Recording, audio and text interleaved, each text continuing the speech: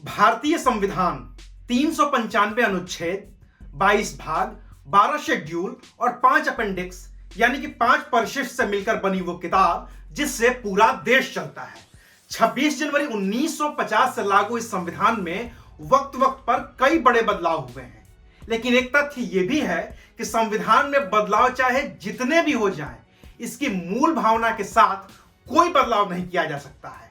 और संविधान को इतनी शक्ति देने में जिस शख्स का सबसे बड़ा योगदान है वो एक संत थे, जिनके एक मुकदमे की वजह से संविधान को इतनी ज्यादा शक्तियां मिली और जिसकी वजह से उस संत को संविधान का रक्षक कहा गया।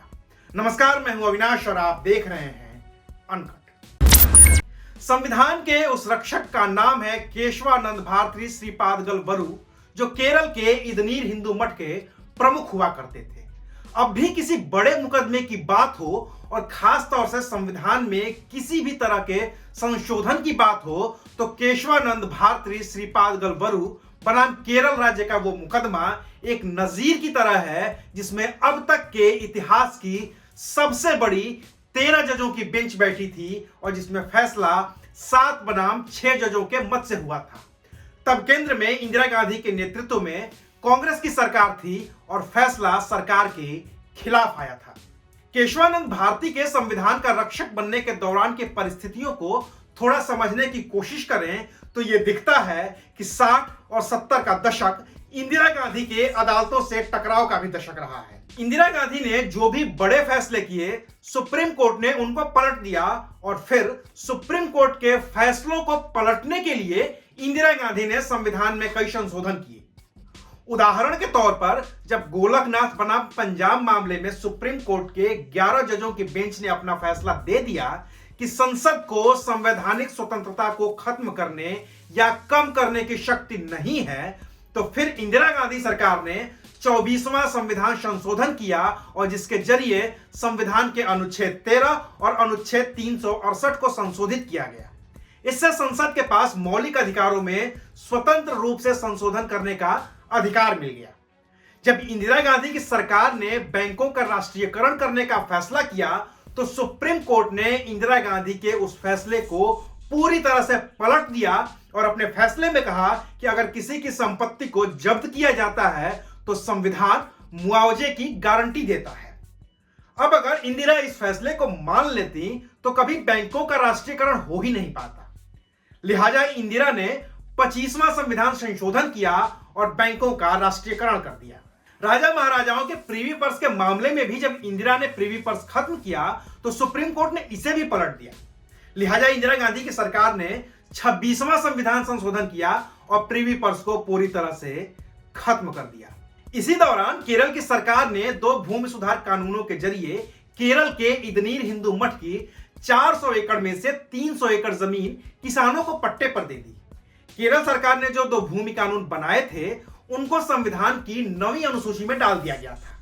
संविधान की 9वीं अनुसूची में कहा गया था कि इस अनुसूची के विषयों की न्यायिक समीक्षा हो ही नहीं सकती है, यानी कि इस मामले में किसी भी कोर्ट का कोई दखल तो हो ही नहीं सकता।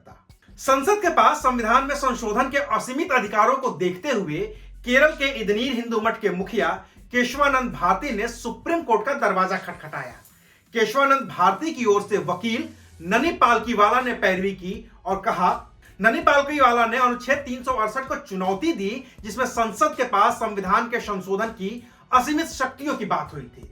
सुप्रीम कोर्ट को देखना यह था कि क्या वाकई संसद के पास संविधान में संशोधन की असीमित शक्तियां हैं और क्या संविधान संशोधन के जरिए मौलिक अधिकारों को भी निरस्त किया जा सकता है।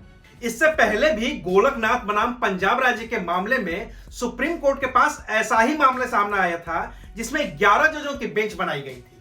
तो अब केशवानंद भारती बनाम केरल राज्य के इस मामले की सुनवाई के लिए सुप्रीम कोर्ट में और बड़ी 13 जजों की बेंच बनाई गई। यह अब तक के इतिहास की सबसे बड़ी बेंच है।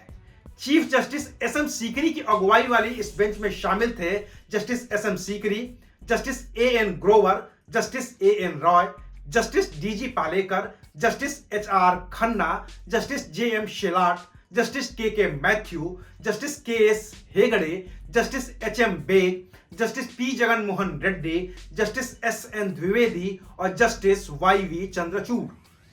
13 जजों की इस बेंच ने 68 दिनों तक केस की सुनवाई की और फैसला 7 बनाम 6 के मत से आया, जिसमें कहा गया कि प्रस्तावना मौलिक अधिकार और कर्तव्य संविधान का मूल ढांचा है, जिससे न तो कोई छेड़छाड़ हो सकती है और न ही इसमें किसी तरह का कोई भी संशोधन हो सकता है।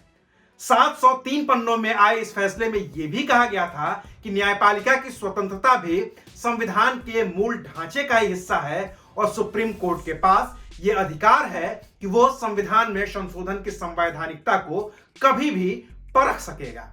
24 अप्रैल 1973 को आया सुप्रीम कोर्ट का यह फैसला भारतीय इतिहास में एक नजीर है, जिसने किसी भी सरकार को निरंकुश बनने से रोक रखा है।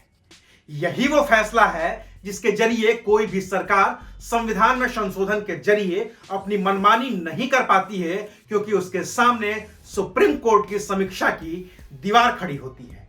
और भारत ही क्यों, केशवानंद भारती बनाम केरल राज्य का यह फैसला दुनिया के कुछ दूसरे मुल्कों जैसे कि बांग्लादेश, युगांडा और सेशल्स के लिए भी नजीर है, जहां इस फैसले के हवाले से कई महत्वपूर्ण निर्णय सुनाए गए हैं। तो आज के लिए बस इतना ही, फिर मिलेंगे एक नई खबर के साथ। देखते रहिए अनकट। शुक्रिया।